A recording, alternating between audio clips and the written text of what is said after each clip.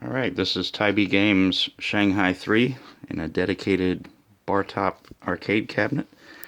It's a pretty small cabinet, saved a little height on it by not adding an illuminated marquee, which kind of works out great for this game because there's no surviving example of the marquee artwork. It was originally offered as a JAMA conversion kit only, and so there aren't any pictures of a dedicated arcade cabinet anywhere. Now, like all of my other arcade machines so far, this does not have a cooling fan. It uses a natural heat convection geometry, is what we call it. The power supply is right back here, and the warm air comes up and escapes here, which naturally draws in cooler air down at the bottom, which creates a current which comes over the circuit board first and then follows that path out. So while it's running, you can feel a little bit of warm air come up there.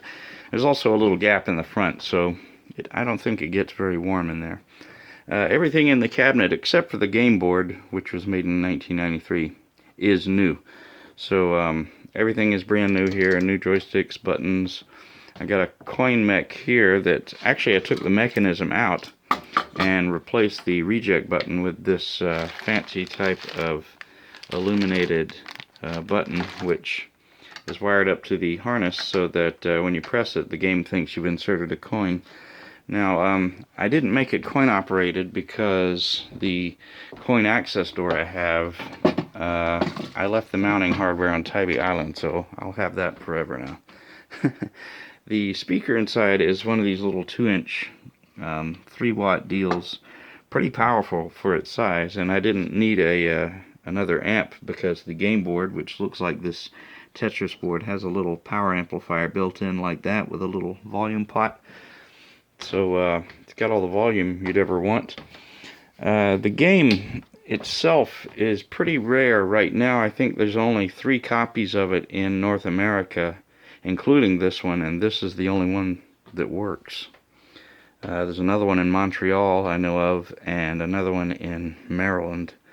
And there might be one working one in California, and I know there's a working one in Italy, which is where I got this one from. And I think there might be one somewhere else in Europe. I'm pretty sure all the working copies that I'm aware of are the world version, which is this, distinctly separate from the Japanese version, which is probably more well known, and there were more copies of that made, I think. There's some differences between this one and the Japanese version. Here's one of the 3 tile sets in the game. The Japanese version obviously is in Japanese, and it only has the 1 tile set, which is a traditional Mahjong Chinese tile set.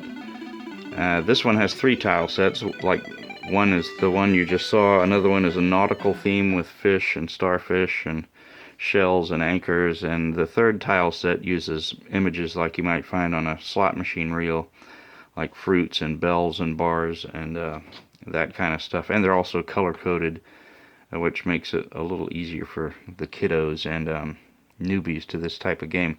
This is one of those kind of games, one of those rare arcade games that I can actually sit and play for hours. Not like Donkey Kong or Pac-Man, where I'm max out at like 20 minutes. I've put like 2 hours a night on this thing since I built it. This is what the 2-player versus mode looks like. It does a split screen, and they're in a race to get to the golden tile. Whoever gets to it first wins, and it goes to the next round. The other 2 game modes are the solo 1-player mode and the 2-player cooperative mode, where you're working to clear the whole puzzle. And I'll start a game. This is based on Shanghai, programmed by Brody Lockhart, a paraplegic guy, in 1986 for the Macintosh and the Apple IIgs. You can choose any of the 12 tile layouts right at the beginning of the game, and you can do the same one again if you beat it, or choose another one. It automatically goes to the next one in the sequence. One of my favorite games. You can play it for hours, like I said. But it's kind of hard to, when you're holding a camera.